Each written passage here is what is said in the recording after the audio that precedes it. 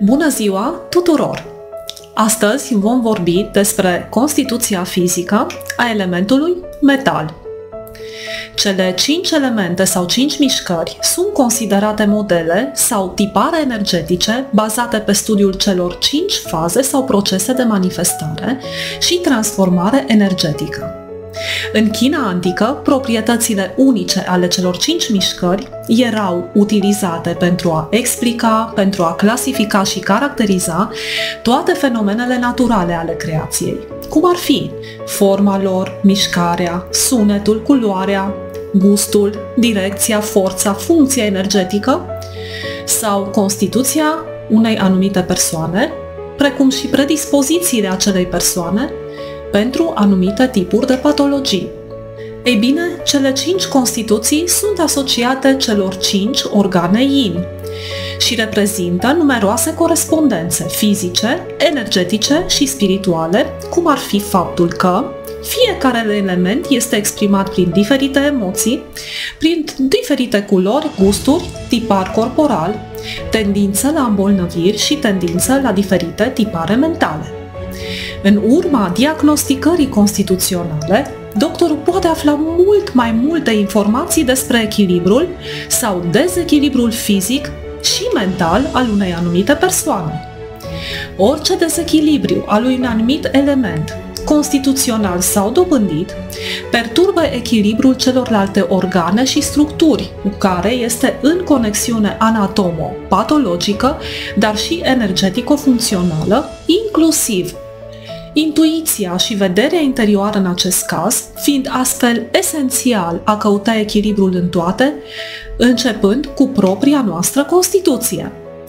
Pentru aceasta, primul pas este autocunoașterea, cu care vom debuta în această prezentare de azi în legătură cu elementul metal.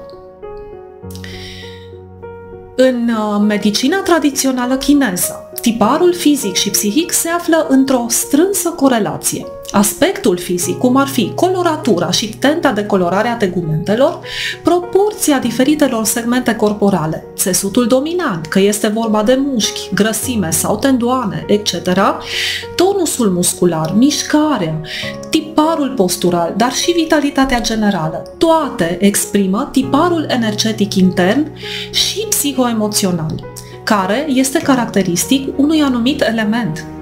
Fiecare din cele 5 constituții este divizată în 3 categorii principale: natură yin, natură yang și, care este idealul, natură echilibrată.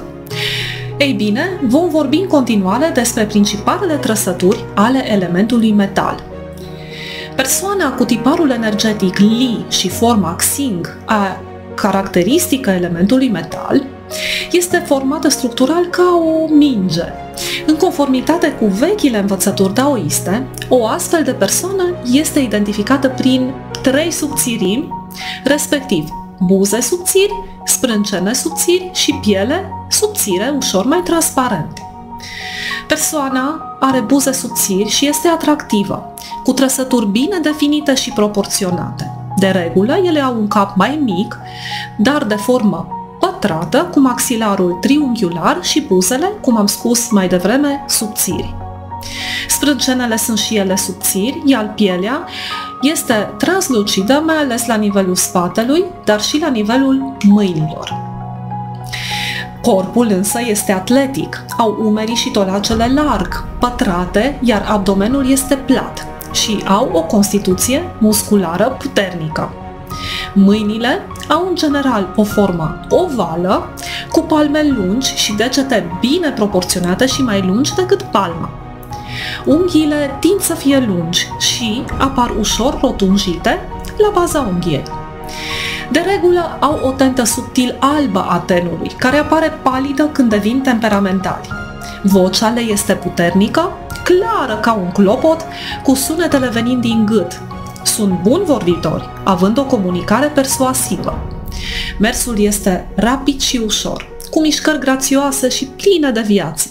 Iar prin natura lor, ca și anotimp, le place toamna și iarna, datorită vulnerabilităților constituționale, care Astfel îi fac susceptibili la invazia diferiților agenți patogeni pe perioada anotimpului de primăvară și respectiv vară.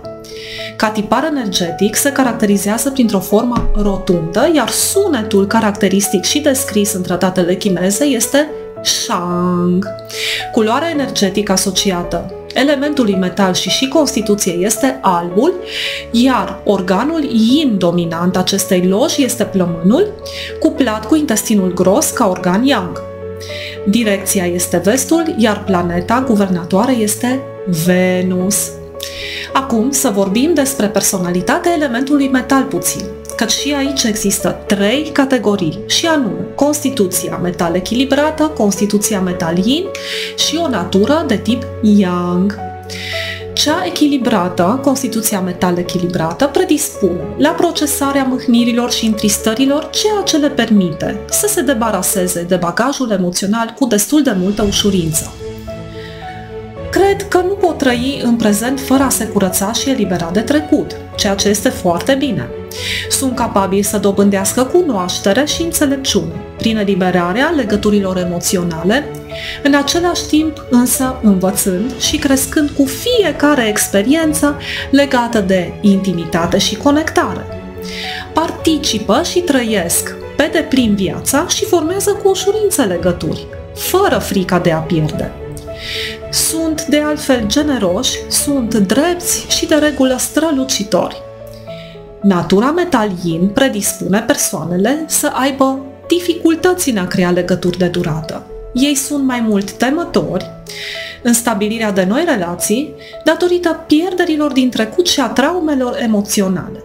Evită să se alăture celorlalți și participarea activă la viața socială este puțin mai dificilă. Trăind în remușcări, suferă asupra pierderilor de oportunități și asupra relațiilor trecute din viața lor, dar și asupra celor prezente. Pot să devină furioși când nu au lucruri pe care alții le au. Pot deveni de asemenea trufași, cu inimă rece, geloși, vicleni, ascunși și clandestini. Pot fi lacomi și izolați social, vor încerca să obțină fericirea, dominând oamenii, locurile și posedând diferite obiecte materiale. Tratamentul acestui tip de personalitate implică învățarea acestor persoane să-și întărească corpul fizic, dar și energia inimii, a splinei și a dantienului inferior.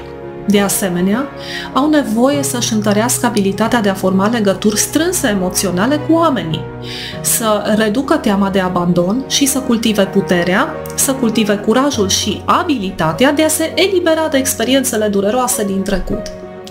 Au nevoie să se deschidă emoțional pentru a experimenta căldura și compasiunea vieții.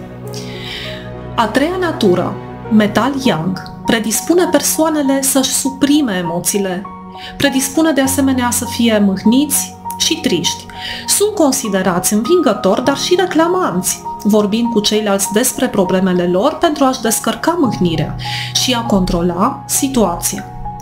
Ei vor tinde să se folosească de noi relații pentru a-și alina emoțiile și pentru a uita de mâhnirile din trecut. Pot fi de asemenea extrem de meticuloși, independenți, dar și extrem de încăpățânați. Tratamentul acestui tip de personalitate implică a învăța să renunțe la nevoia de a controla și de a supresa propriile emoții și sentimente, în același timp permițându-și să jelească rănile mai vechi. Trebuie să facă fața adevărului și să fie corecți în legătură cu sentimentele lor, în loc să fie egoiști și să se folosească de oameni și de noi relații pentru a-și ascunde mâhnirea. De asemenea, au nevoie să dezvolte empatie pentru durerea și jalea celorlalți oameni și să-și privească propriile sentimente de mâhnire dintr-o perspectivă, să zicem, mai largă și mai sănătoasă. Acestea au fost cele 3 categorii de personalitate corespunzătoare elementului discutat astăzi, elementul metal.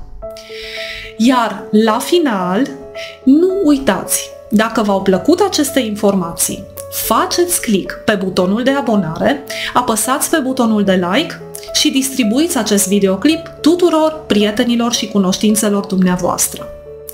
Sunt Dr. Simina Vasiloiu, medic specialist, medicină tradițională chineză și vă doresc tuturor lumină, iubire, pace, compasiune și iertare.